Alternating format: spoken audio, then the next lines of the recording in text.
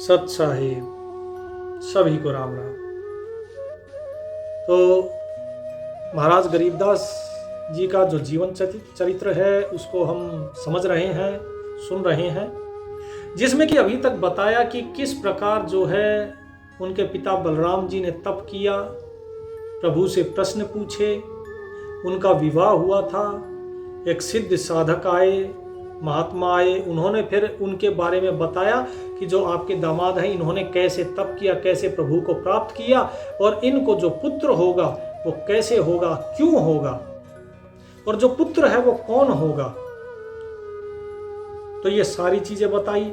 उससे पहले आपको बताया था कि माया के रूप कौन कौन से हैं, कैसे वो भरमाती है, कैसे लोग प्रभु को पहचान नहीं पाते, क्यों नहीं पहचान पाते। तो ये सारी चीजें बताई। अब आगे जो है, जो कबीर साहिब जी ने इतने उनके जो भक्त हो गए थे, कहते हैं उनके 64 लाख भक्त हो गए। जो लाखों भक्त थे उनकी परीक्षा लेनी चाहिए कि भक्त तो सभी बन गए, लेकिन सच्चा कौन है ये तो जाने। कि शिक्षा के बाद परीक्षा भी तो जरूरी है। तो कबीर साहिब जी ने क्या किया कि काशी में रहते जब बहुत दिन बीत गए तो संत रविदास जी को बोले कि आओ भाई चलते हैं, आज एक जलूस निकालेंगे। अपने जितने भी शिष्य थे सभी को कहा कि भाई आज जलूस निकालेंगे, आज हम हाथी पे सवार होकर चलेंगे। अब इन्होंने क्या किया कि एक बोतल ली, उसमें गंगा जल भरा, थोड़ा सा उस पानी को रंगीन किया और दोनों के बीच एक गणिका को, एक वेश्या को बैठा लिया। वो गणिका उनकी भक्त थी, उनके उद्धार के लिए इन्होंने ये जो चरित्र रचा, ये जो लीला की। तो क्या था, बोले गंगा जल बोतल भर, लड़की लई मझार, हस्ती पर बैठे दो गावे मंगलचार। गावत बैन बिलास पद, गंगा जल पीवंत, गरीब दास बिहबल भये मतवाले घूमंत। तारी बाजी पुरी में भ्रष्ट जुलह दी नीच, गरीब दास गणिका सजी दो संतों के बीच। जो रविदास जी और कबीर साहिब जी के बीच में गणिका को बैठा लिया और रंगीन पानी था। लोगों ने सोचा भाई शराब पी रहे हैं कि दोनों भ्रष्ट हो गए हैं, दोनों संत। तो लोग क्या बोले, लोग उनको गालियां देते हैं, तालियां बजाकर उनकी हंसी उड़ाते हैं। क्या कहते हैं, भड़वा भड़वा सब कहे कोई न जाने खोज। क्या कि भड़वा भड़वा सब कहे कोई न जाने खोज, गरीब दास कबीर कर्म बाटत सिर का बोझ। कि सभी लोग, कोई उन्हें भड़वा कह रहा है, कोई कुछ कह रहा है, कि वेश्या के साथ देख के उनको गालियां दे रहे हैं, लेकिन उनके वास्तविक मर्म को नहीं समझा। यही होती है विश्वास की परीक्षा। जब परमात्मा परीक्षा लेते हैं लोगों के विश्वास की, तो कौन उन पर सच्चा विश्वास करता है और कौन उनके प्रपंच को, उनकी लीला को देखकर छोड़कर चला जाता है, ये सब परीक्षा ही होती है। लेकिन इस चीज को नहीं समझा किसी ने और लोगों ने उनकी निंदा करी। और जब मैंने बार बार बताया कि जब कोई व्यक्ति निंदा करता है तो दूसरे का, जिसकी वो निंदा कर रहा है, उसके पाप का भार वो अपने सर पे रख लेता है। अब भाई दूसरे का भार अगर लोगे, दूसरे का पाप आप ले लोगे तो दूसरा तो निर्मल हो गया। इसीलिए तो कबीर साहब कहते हैं कि निंदक नियरे राखिए आंगन कुटी छवाए, बिन पानी साबुन बिना निर्मल करे सुहाए। निर्मल हो जाएगा आदमी, स्वच्छ, कुछ करने की जरूरत नहीं, निंदा करा लो अपनी, लेकिन ये निंदा झूठी होनी चाहिए। ऐसा नहीं कि आप गलत काम कर रहे हो और फिर लोग अगर आपको बोलते बोले गलत है, तो फिर निंदा कहां हुई, वो तो सच हुआ ना। निंदा तो तब होगी जब सामने वाला व्यक्ति आपकी झूठी निंदा करता है। लोग लगाते ना मिर्च मसाला, और कलयुग में तो संसार को निंदा बड़ी प्रिय है, बड़े निंदा प्रिय है। लोग अपनी निंदा सुननी और दूसरे की निंदा करने में लोग बड़े कुशल हैं। दूसरे की जहां मौका मिलता है वही निंदा कर देते हैं। हमें नहीं पता होता सच क्या है, झूठ क्या है, लेकिन हम निंदा कर देते हैं। और अपनी निंदा बड़े प्रेम से सुनते, अच्छा उसने मेरे बारे में ये कहा, ऐसे कहा, और क्या कहा। किसी ने अगर थोड़ा सा कुछ बता दिया आपको तो आप उस व्यक्ति के पीछे पड़ जाएंगे, नहीं नहीं बता, पूरी बात बताओ कि और क्या कहा था मेरे बारे में। तो इस तरह हम पीछे पड़ जाते हैं। तो ये निंदा का जो है व्यक्ति बड़ा आदी है, बड़ा मजा आता है इसे अपनी निंदा सुनने में और दूसरे की निंदा करने में। तो निंदा नहीं करनी चाहिए, किसी की भी नहीं करनी चाहिए।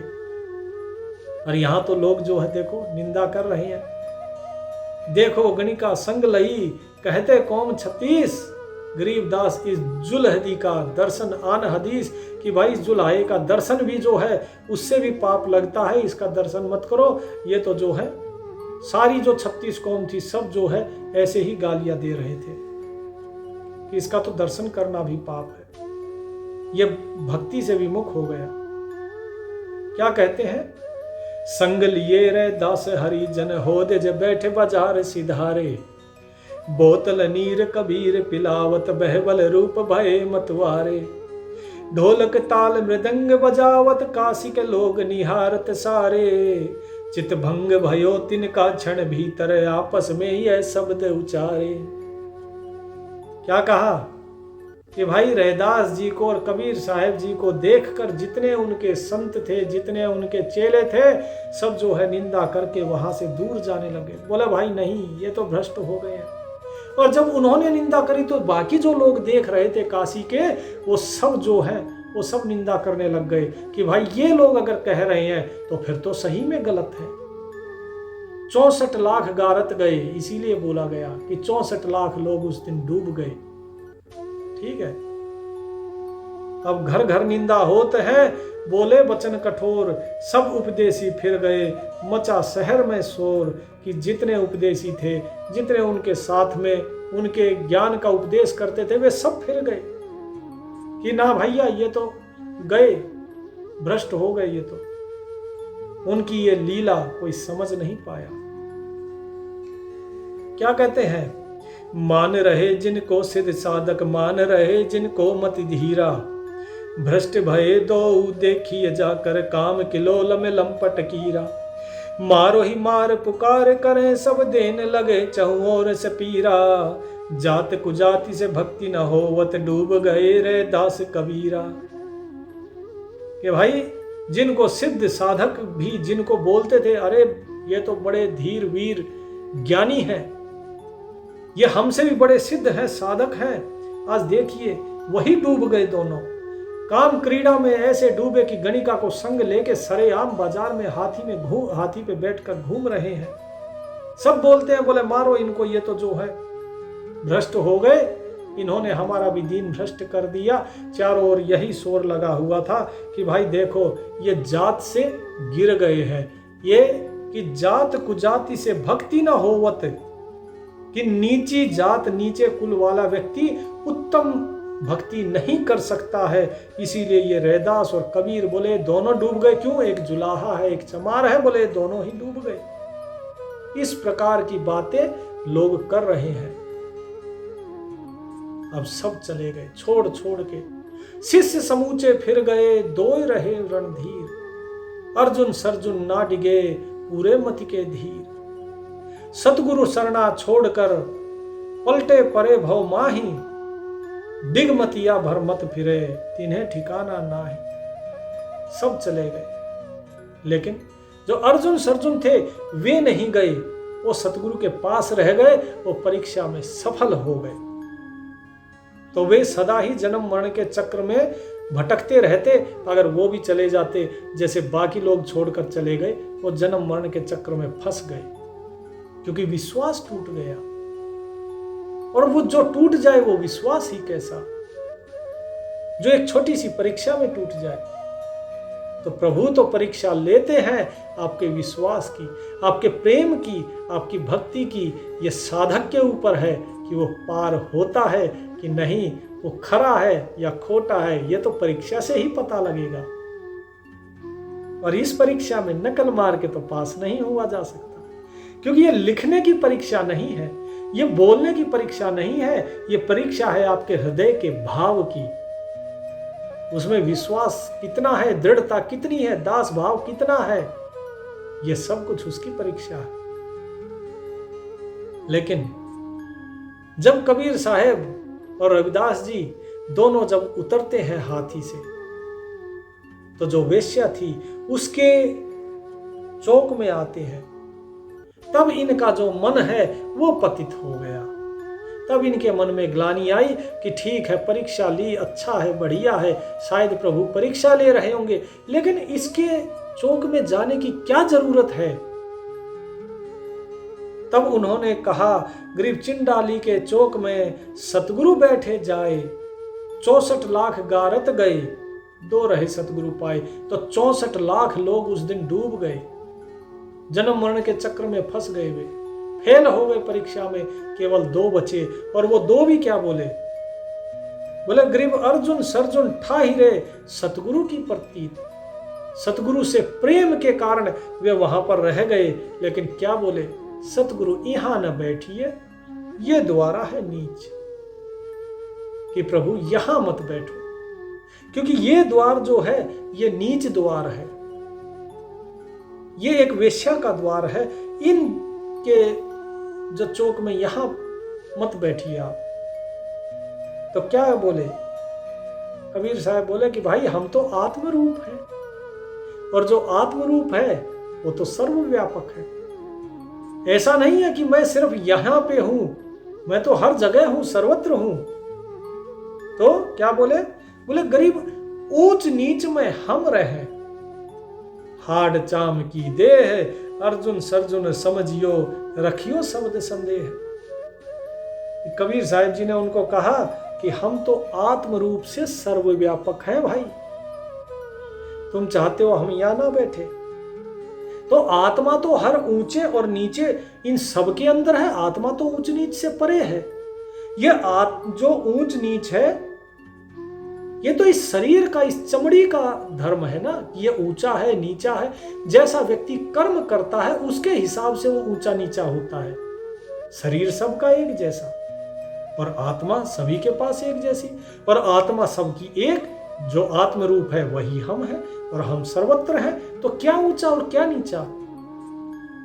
तो बोले कि आप दोनों अब जो है उस शब्द स्वरूपी पर ब्रह्म परमेश्वर में ही अपना विश्वास रखना, उसको डिगने ना देना, और तुम्हें अब जो है रुकना पड़ेगा।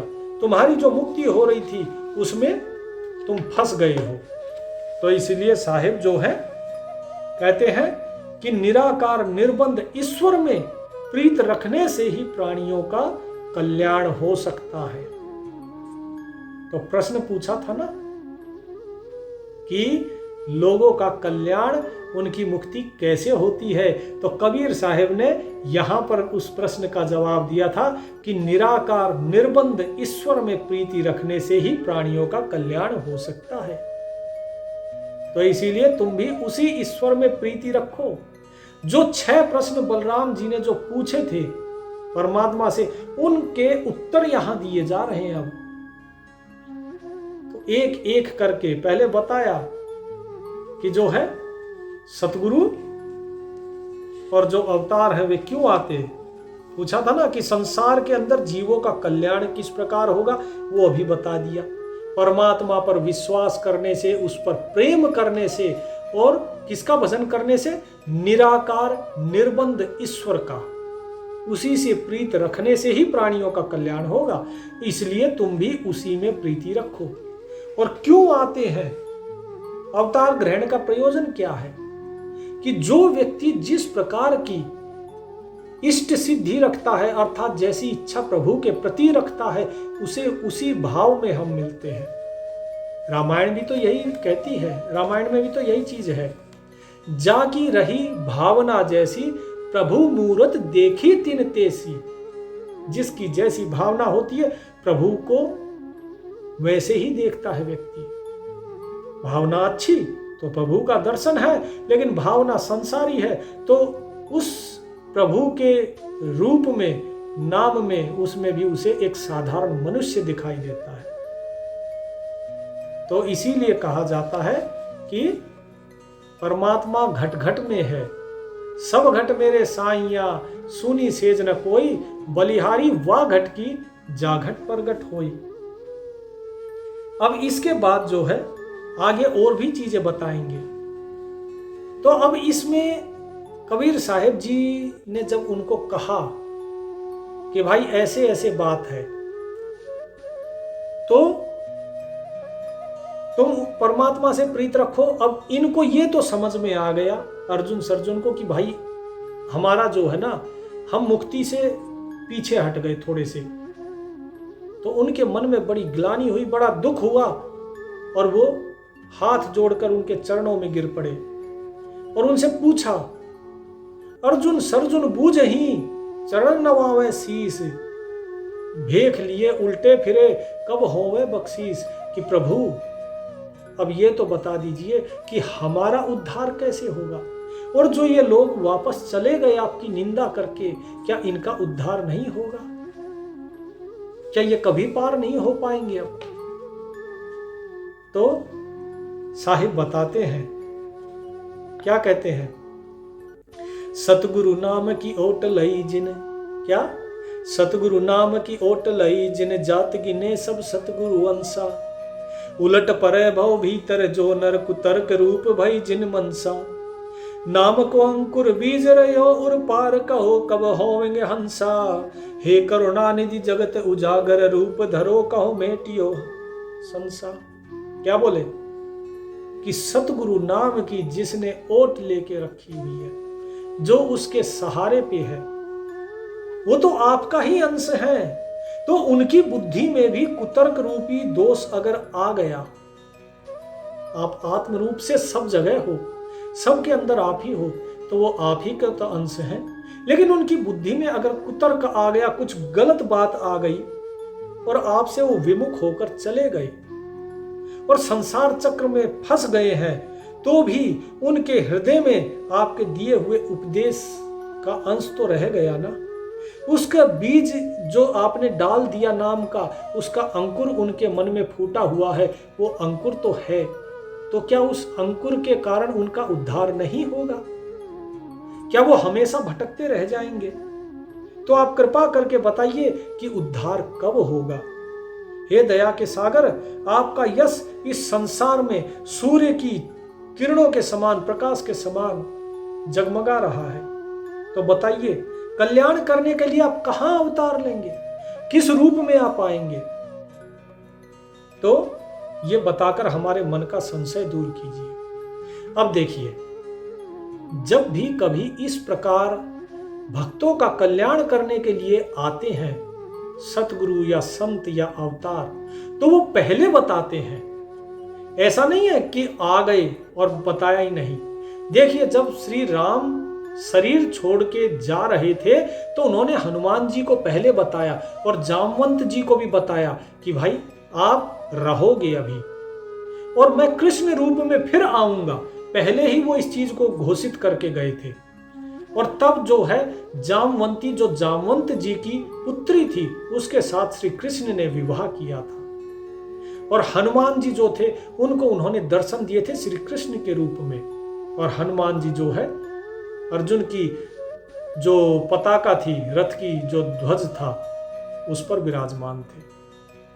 तो जरा सोचिए कि ये सारी चीजें पहले से ही बता के रखी जाती हैं। और लोग कहते हैं, बोले जी हम फलाने का अवतार है, हम फलाने का अवतार है। ये चीज बिल्कुल गलत है। इसके साथ साथ कल की अवतार के लिए पहले ही बता चुके हैं कि कल की अवतार होगा और आएंगे। नहीं तो आपको कैसे पता कल की अवतार का?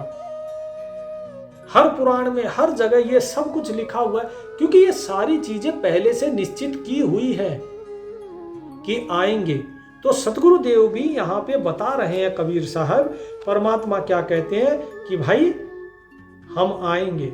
बोले लेकिन किस रूप में आओगे, कैसे पहचानेंगे, कहां आओगे, आपके ये भक्त जन कहां जाएंगे तब तक? तो क्या कहते हैं साहिब, जो शरणागत आन भय नर आप लियो हमरा परवाना, पार करे भव सागर से हम साच कहो यह शब्द अमाना, हंस उदाहरण के हित मारत है चित ठोक निशाना, शरण गहे की जो लाजन राखत लाजत हमरा ही बिरद रुबाना। कि भाई जो हमारे शरणागत आ गया, जो हमारे पास आ गया और जिसने हमारा नाम ले लिया, हमारी शिक्षा ले ली, बोले उसको तो मेरी बात मान लो कि उसको मैं पार करके ही रहूंगा, वो पार होगा ही होगा। ये मेरी बात को सत्य मान लो, समझ लो इस चीज को। हंस उदाहरण के लिए, हंसों के उद्धार के लिए हम शब्द का बाण मारेंगे, उनको ज्ञान से उनको चिताएंगे, उनको समझाएंगे और उनका उद्धार करेंगे। क्योंकि अगर हमारी शरण में आए हुए की अगर हमने लाज नहीं रखी, उसका अगर हमने उद्धार नहीं किया, तो हमारी लाज जाती है, उसमें अपमान हमारा है, उसमें मान हमारा घटता है। इसीलिए हम उन सभी प्राणियों का कल्याण अवश्य करेंगे। तो इसीलिए कहता हूं कि मेरे भाई, जो व्यक्ति सुन रहा है, समझ रहा है, वो समझ लीजिए, जो इस सत्संग को सुन रहे हैं, कल्याण होगा, जरूर होगा, मुक्त होगे, जरूर होगे। क्योंकि साहिब की वाणी अगर पढ़ रहे हो तो साहिब के ऊपर अगर विश्वास और प्रेम रखना है, प्रेम और विश्वास जितना अधिक होगा, मुक्ति उतनी जल्दी होगी। अगर फिर भटके तो पार तो हो जाओगे, लेकिन पता नहीं कितने वर्ष निकल जाएंगे, कितने जन्मों के बाद ये मौका मिलेगा, कौन से युग में मौका मिलेगा ये भी नहीं पता, लेकिन पार होगे ये निश्चित है। क्योंकि सत्संग में विवेक होता है, सत्संग में ही व्यक्ति उस मालिक को जानता है, सत्संग में ही उसका प्रेम बढ़ता है, सत्संग से ही विश्वास बढ़ता है। इसलिए सत्संग सुनिए और रोजाना सुनिए।